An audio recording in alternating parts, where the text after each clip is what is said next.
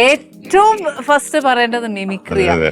ഞാൻ കേട്ടിട്ടുണ്ട് ചേട്ടൻ കോളേജ് ടൈമിലും ഒക്കെ ഭയങ്കരമായിട്ട് മിമിക്രി ഒക്കെ ഫേമസ് ആവുന്നതിന് മുന്നേ അല്ലേ?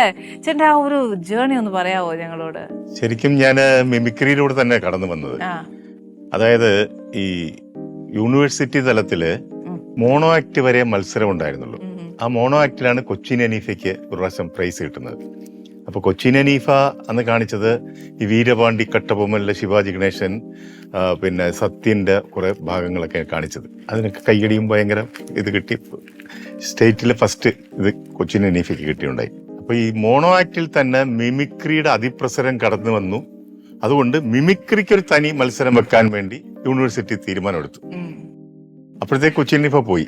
അപ്പോഴും പിന്നെ വന്ന ഞാനായിരുന്നു. എനിക്കായിരുന്നു അന്ന് യൂണിവേഴ്സിറ്റിയിലെല്ലാം ഒന്നായി കിടക്കുന്ന സമയത്താണ്.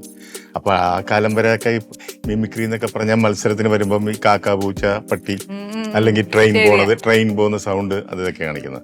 പക്ഷെ ഞാൻ ഈ വ്യത്യസ്തമായിട്ട് സിനിമാ താരങ്ങളുടെ ശബ്ദം, പ്രേമനസീർ, കെ പി ഗോവിന്ദ്, അന്നത്തെ ഒരു താരനിര പെട്ടെന്ന് കൈയടിക്കുമല്ലോ ആളുകൾ. അന്ന് കണ്ടിട്ടില്ല, അന്നത്തെ കാലത്തെ ഹീറോസ് ആണ്. അത് ഇതിങ്ങനെ ഒരു സംഭവം കണ്ടിട്ടുമില്ല. അപ്പൊ എനിക്കായിരുന്നു അന്ന് ഒന്നാം സമ്മാനം കിട്ടിയത്. അങ്ങനെയാണ് കുറച്ച് മിമിക്രിയിൽ പോപ്പുലർ ആവുന്നത്. പിന്നെ ആ മിമിക്രി കൊണ്ട് ഗുണം കിട്ടിയെന്ന് വെച്ചാൽ കേരള യൂണിവേഴ്സിറ്റി എനിക്ക് കലാകാരന്മാരുടെ സെനറ്റ് പ്രതിനിധിയായിട്ട് നോമിനേറ്റ് ചെയ്തു. പിന്നീട് നമ്മുടെ PJ ആന്റണി എന്ന് പറയുന്ന കേരളത്തിൽ ആദ്യമായിട്ട് ഭരത് അവാർഡ് നേടിയ നടനാണ് അദ്ദേഹം. ചൂള എന്നൊരു സിനിമയിൽ അദ്ദേഹം അഭിനയിച്ചിരുന്നു. ഈ ചൂളയിൽ രവീന്ദ്ര മാസ്റ്റർ ആദ്യത്തെ സിനിമ, ജൂബിലി ജോയി ആദ്യമായിട്ടായിരുന്നു. ഒരു നവരത്ന മൂവി മേക്കേഴ്സ് എന്ന് പറയുന്ന ഒരു ഗ്രൂപ്പാണ്. 9 മേക്കപ്പ്മാര് ചേർന്ന് എടുത്തൊരു പടമാണ്. അതിലാണ് സത്യനന്ദിക്കട ആദ്യമായിട്ട് പാട്ട് എഴുതിയിട്ട് വരുന്നത്. ഒരുപാട് ആരംഭം. അപ്പൊ ആ പടത്തിലെ ഹീറോ ആയിട്ട് വന്നത് PJ ആന്റണി മാസ്റ്റർ ആയിരുന്നു. അപ്പൊ അദ്ദേഹം മരിച്ച്, ഈ പടം ഫിനിഷ് ചെയ്തിട്ടാണ് അദ്ദേഹം മരിക്കുന്നത്. ഇത് ഡബ് ചെയ്തിട്ടില്ല. അപ്പൊ വോയിസ് എടുക്കാൻ വേണ്ടി അവരിങ്ങനെ നോക്കുമ്പോൾ ഇതിന്റെ ഡയറക്ടർ എന്ന് പറയുന്നത് ശശികുമാർ സാറാണ്. ഒരുപാട് പടങ്ങൾ ചെയ്തിട്ടുള്ള പഴയ മേക്കറാണ്. അദ്ദേഹം എന്റെ നാട്ടുകാരനാണ്. അപ്പൊ അദ്ദേഹത്തിന്റെ ഇതെന്ത് ചെയ്യണം, ഇതെങ്ങനെ അറിയാതെ രീതിയിൽ സൗണ്ട് ചെയ്യാൻ വേണ്ടി പറയും ഇമിറ്റേറ്റ് ചെയ്യുന്നൊരു ആള് ആലപ്പുഴയിൽ തന്നെ ഉണ്ട്. അങ്ങനെയാണ് എന്നെ കൊണ്ടുപോയി അത് ചെയ്യിക്കുന്നത്. ഒറ്റ കണ്ടീഷനേ ഉള്ളായിരുന്നു, വെളിയിൽ പറയരുതും, മിണ്ടാൻ പാടില്ല. കാരണം അവരുടെ കളക്ഷനെ ബാധിക്കും. ഒരു മുൻവിധിയോടെ ആളുകൾ കാണുമ്പോ ഇത് അപ്പൊ അത് വെച്ചിട്ട് അങ്ങനെ അത് ഞാൻ കൃത്യമായിട്ട് പാലിച്ചു. അപ്പോഴാണ് നമ്മുടെ ജയന്റെ മരണം വരുന്നത്. ജയന്റെ 4 പടങ്ങളുണ്ടായത്. കോളിളക്കം, ആക്രമണം, അറിയപ്പെടാത്ത രഹസ്യം, മനുഷ്യമൃഗം. ഇതൊന്നും ഡബ് ചെയ്തിട്ടില്ലായിരുന്നു.